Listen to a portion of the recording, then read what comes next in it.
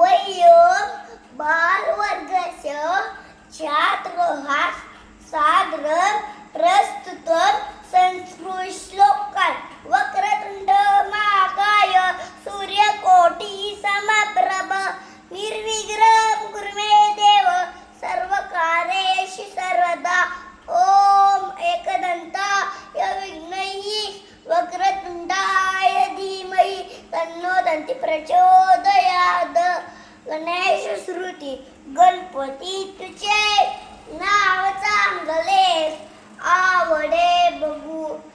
चित्त रंगले प्रार्थना तुझी